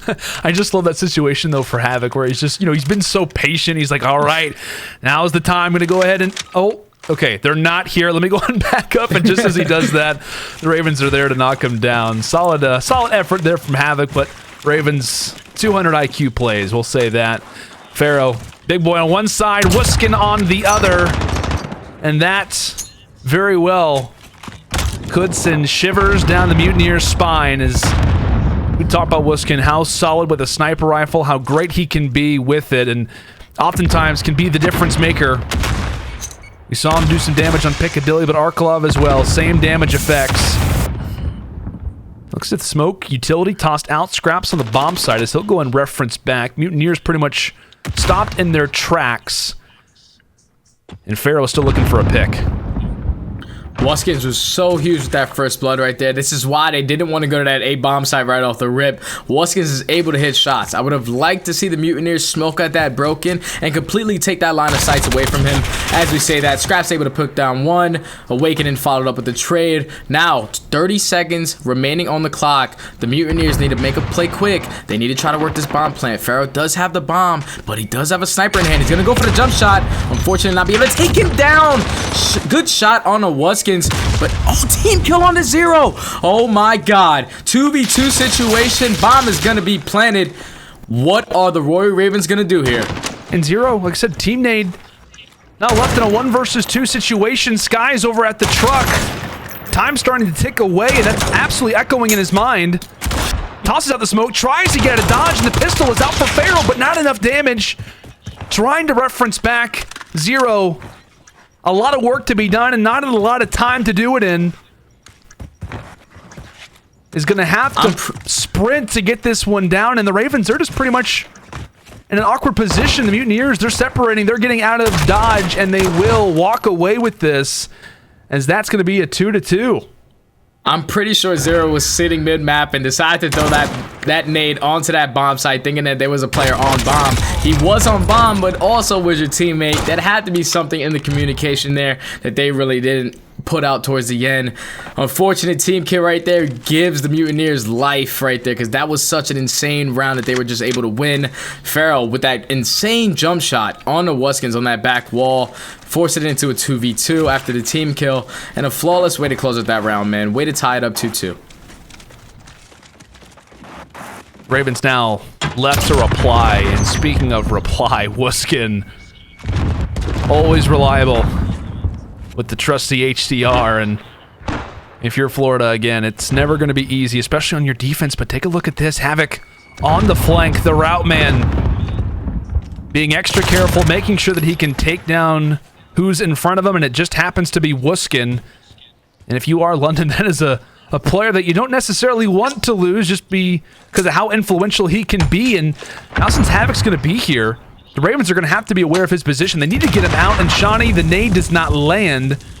And that could make Shawnee think that Havoc might have pushed out of this position when in reality, Cold Havoc has not moved an inch. So that he is not moving by any means. Yeah, I'm pretty sure Shawnee was the player right there trying to pick up that flank. I know Wuskins was caught with his pants down there like, oh my god, he's on the flank. Havoc playing this beautifully, just holding this position, not panicking. He ended up getting stunned there, but Shawnee still has this information that he has to be in this broken building. Now, it's all on Havoc in a 1v1 versus Shawnee. Is he going to be able to win that gunfight? Two players going to be able to back up. Havoc is playing this absolutely beautifully. Awakening with a big kill on middle broken. Right through that mid door. Havoc's going to be rotating right through mid. And just as I say that, Scraps is going to be able to take him down. 25 seconds remaining on the clock. They do have a line of sight at that bomb site. Awakening with a big two-piece, taking down 3. Oh my god, Awakening just got a 4-piece running right through mid broken right there, keeping his team alive. Beautiful plays out of Awakening to go up 3-2. Absolutely, and that was the spread that we saw that was kind of set up at the start of the round as well there, Study. Again, the Ravens, they want to try to push over at this site. We get it, but that is the issue at times, is sometimes you can be kind of so one-site minded that it can allow for quick flanks, and that will, for the future, put in the back of the minds for the Ravens that, hey, you know what? We can flank whenever we want to. We got to always be aware of someone like Havoc, and once they kind of got them locked into that A bomb site, they had mid control. They made sure that they were on the flank just to catch off what could be a future rotation. Wonderful stuff from Florida as Pharaoh capitalizes on it with the first blood. Quickly met up by Dylan, but nonetheless, Florida Mutineers, they're trying to carry that over now into their offense, and we'll see if Wuskin can be silenced. At least not anything as of yet. Looks like the bomb is in the midst of a rotation over toward B. Smoke is out, and now that is time for Florida to rush on in, making themselves comfortable. Zero says, hey, welcome on in. I'll take one. Not the second, though. The pistol is out for Wuskin, as that will be the trade. Now 2 versus 3. Bomb by no means in the greatest of positions if you are the Mutineers. And Skies is going to be looking for a pick. Has somewhat of information as for where Wuskin is. Sees him through the bush. Drops him as well. 20 seconds remaining. And if you are Raven, it's just about delaying. It's just about finding the pick for as long as possible. And Skies might have caught out Dylan on the backside. Farrell's going to be there for the challenge. Takes him down with the pistol. 10 seconds left. It's just up to Scraps. Finds the first. Trying to reference back. Is there time for a plant? There might just be. Scraps down the stairs. Finds the kill. And the Ravens will even this one up. Big plays from them there at the end. That was such a beautiful play out of the Ravens, and it all comes down to Zero for me. There was 2 players in this B bomb site. He was able to play his life perfectly behind this bar area and just take down 1. He was stalling enough time for Wuskins to come around that back window and pick up the opposite player with that pistol. If Zero doesn't get that kill, they're probably going to get full B site control because Wuskins is there with a sniper pistol. It's not really a reliable gun when you're playing such a close bomb site, but Zero with a big kill right there to open up that round to tie it up 3-3. Now the only thing is right here going into this offense, you have to be aware of Havoc hitting that flank. Yeah. But as I say that, you see Shawnee on that far right side just trying to hold it from 2 totally different positions. Hopefully it doesn't happen again, but we saw this flawless A push out of the Ravens. Let's see if they can execute it again. And you wonder, too, with that player kind of dedicating himself to the flank, if that almost kind of hurts their aggressiveness kind of toward that left side, as we talk about it constantly. Over toward ditch, it looks as if Ravens right now somewhat quiet. Pharaoh gets the great information, no kill, but nonetheless he learns what the future will be. Nice pick coming in from Scrap. Says, you know what, buddy? I'll pick up your sniper off the ground. No worries, brother. I'll find some success with it myself. It looks as if now in the smoke, Frosty making his way up toward the side, and what valuable information this is. A scary position to be in, but nonetheless, how valuable it can turn out to be. Bomb does get planted in the meantime. Frosty trying to escape. Frosty trying to back up, just trying to pretty much get another mag left in his M4. Shots are running through from Zero as he'll find a pick onto Awakening. There's Scraps as well. Now last player alive is going to be Frosty. It's on to him. He gets shut down as well. Another A execute and another round for London. I thought that was a beautiful adjustment out of Pharaoh there. He knew he was losing that one-on-one sniper battle with Wuskins, but he was able to take down Wuskins right off the rip. Didn't really expect Scraps, his brother, to pick up the sniper and basically hit the same shot. Beautiful opening out of Scraps there with that kill. Frosty was in such a great position in that trenches area. If he was able to pick up one kill right there on that hill and back him down, it would have been a 3v3 situation, totally winnable. But unfortunately, he wasn't able to hit those shots, force him into a 1v3 situation. Beautiful round out of the Ravens. And a huge one for London now to go up 5-3 versus a Mutineer lineup who has yet to lose. They're pretty much in the middle of their third home series, yet to lose with this lineup. The addition of Awakening, a massive one for London right now, and a lot of it is going to falter on the picks. It's going to falter on Wuskin's shoulders. But look at the position out of Dylan. Pharaoh, what? That was a pistol. He had them got team shot. There's no way he just died that quick to a pistol. But Shawnee hitting the same play as Havoc. Is he going to be able to put together a couple kills? Going to be able to take down Pharaoh. Wuskins with the big shot onto Awakening. Skies is there for the trade. 3v3 situation now. 30 seconds remain on the clock. Bomb is going to go down. You do have a player that's going to be in this trenches area. Is he going to be able to win his one-on-one gunfight versus Scraps? Wuskin's still putting out shots from this top window. Smoke is out on the bomb. Scraps is able to take down Frosty. Now in a 3v2 situation. Scraps go for the challenge. Havoc's able to take him down. 1v1 situation now between Zero and Skies. This is a round that is going to be a heartbreaker right here. To go down 5-3 instead of 4-4. You're going to see he's going to spot him. 20 seconds remaining. Zero's going to have to make a play quick. Is he going to decide to push Skies? Skies is playing this perfectly. Zero's going to reposition himself and take him down. Beautiful positioning out of Zero. Able to pick up that defuse, man. Up 5-3, but it all comes down to Shawnee right there. He said, anything Havoc can do, I can do better. He decided to do it with an M4. Able to come up right behind Pharaoh. Forces the players on the Mutineers to wrap back. Beautiful round out of the Ravens. The new addition, Mr. Reliable, Zero, comes up clutch. And my goodness, what a situation the Ravens now find themselves in, right? 5 rounds to 3, like we said, against a team, this lineup in particular, that has yet to lose. One of the front runners. An awesome spot to be in, but one that also does come with pressure. See what London has up their sleeves, and it's going to go pretty much back to what has worked over at A. Smokes are out, nades are out as well. We'll see if anything can land. Trophies, but that's pretty much it. And Pharaoh with that sniper. See a few shots starting to come in, but nothing raining true. No blood to be spilled, at least so far. And Pharaoh, the opportunity, misses the snipe though. Dylan, he's still alive. Somehow, some way, the Ravens are still breathing.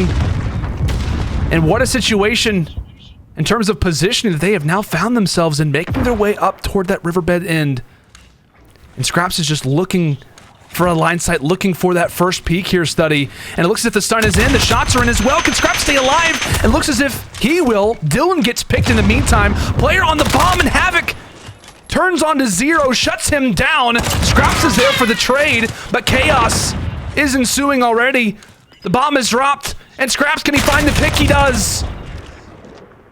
Shawnee. 15 on the 15 flank. seconds remaining, man. Trying to shut down Skies. He drops as well. It's all up to a 2 versus 3. There goes Scraps. Luskin with the pistol, trying to stay alive, and he falters. The Mutineers stay alive. That was beautiful positioning out of Havoc. He ate a couple nades to the face, ate a couple stuns, but he did not switch up. He was laying right side of that cliff right there where that dead body is currently right there. And he just put himself in a great position. As soon as Scraps started shooting, he just pops up, kills one player. Scraps was able to go for the trade, eventually get the 2-piece, but by that time there was only 15 seconds left. You needed to make a play to plant that bomb. Shawnee almost made a huge play going for another flank. Unfortunately, a couple shots were missed. He was taken down. But it all started with Pharaoh. He was able to open it up with that first blood. Good bounce back round out of the Mutineers. Another opportunity for the Ravens. It continues to get interesting here, Study. Can the Mutineers start to fire back? This is the very situation they were in just yesterday versus OGLA. They were down 5-4. They managed to bring it back. Can they do it again? Can they be the Game 5 and maybe even Round 11 Kings? Very slow take here on their offenses. Looks as if the utility is out. Smoke's over at A, and that's pretty much just going to be a bait. Havoc and Awakening, they're trying to work together. And Dylan is aware of it, but in the midst of throwing out his trophy, he's actually going to get intel in terms of where Havoc is. First blood found for the Mutineers. Or excuse me, for the Ravens. The Mutineers now not in the best of spots. And Frosty is blind, trying to go for the plant. Gonna manage to get this one off, but nonetheless, the Mutineers, they've dropped 2 players. Ravens still holding on strong. Pharaoh with that sniper rifle. Can he get anyone to run out? Can he catch anybody off? There goes Frosty as well, and Awakening and Pharaoh. The last 2. Can the Ravens do this? Dylan shuts down one. Pharaoh, the last member alive, as he will be cut down as well. And the London Royal Ravens are going to walk away with this series. They shut down a team, a lineup that is yet to lose, and they complete the reverse sweep. That was such an insane round right there. We saw Skies. He was trying to make that play through mid-map, but Shawnee was playing that B-bomb site at that top window, was able to take him down. You realize that Pharaoh's alive and all the other players must be at that A-bomb site. Scraps going big. 12-6. Once it was all left up to Pharaoh right there with the sniper, there's basically nothing he could do. I love the adjustments out of the Royal Ravens there. They didn't send anyone at that A-bomb site, forcing the Mutineers to use all their tacticals there. And the only player that was there was Wuskins playing that top window. It was beautifully played, and that's exactly how I thought it was going to happen. If the Ravens got to Arklov Peak, then it was going to be their map. They complete the reverse sweep. Shout out to the Royal Ravens, man. 100%, and they absolutely deserve that W. It was, I'll be honest, I mean, we kind of started off the series saying, all right, the London, they lose the first game on Hardpoint, they lose the Search and Destroy, the one we kind of expected to, and who would have thought, right? St. Petro Dom, by far the best kind of game mode combination for the Mutineers, and that is the one the Ravens walk away with. What kind of seemed to be their kryptonite is now what has given them success to be the first team to take down this Mutineers lineup. Obviously, Florida's not done, but at the least, that guarantees the Ravens now into the semifinals. And oh boy, again, a number of different players who stepped up. We talked about Shawnee, we talked about a number of different guys, but let's go ahead and talk about let's go and talk about our scuff play of the game. Zero, right? Making the plays, having the crucial situations, wins the 1 versus 1. And I'll be honest with you, Study, this very well may have been the play that decided the game. I just love the patience out of Zero. He realized, like, eventually he had to come back and check this bomb. Changes up his positioning, but Skies had no idea. He thought he was eventually going to be peeking on that bomb.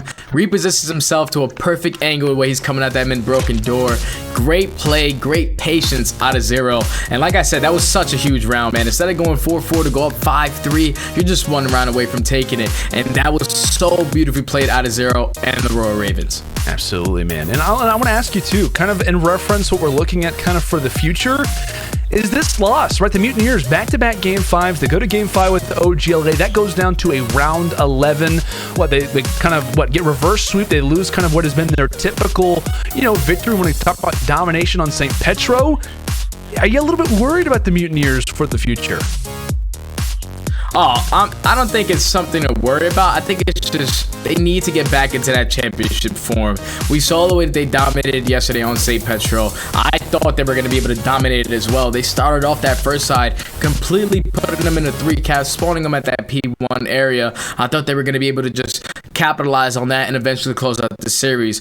But the Roy Ravens did not give up life. You saw Dylan in that game on a 10-kill spree, was able to bring his team to that game 4. Then you see Zero step up tremendously for his roster right there, making unbelievable plays. And then that game 5, I just knew it was going to the Ravens. I'll say, you called it, man. You called it. You said if this goes to game 5, I have a really good feeling when it comes down to the London Royal Ravens. And I tell you what, they managed to get the W. They managed to get the victory at their own home series. A big deal nonetheless. But as we kind of take a look at a few different things, we talk about if the season ended today, and it cannot be understated, Study, right? The ability for the London Royal Ravens to hold on for as long as possible is important. Trying to hold off teams like OGLA Paris is crucial, but it looks as if we do have a placed and instant reaction right after the end of this quick commercial break. It's with Zero.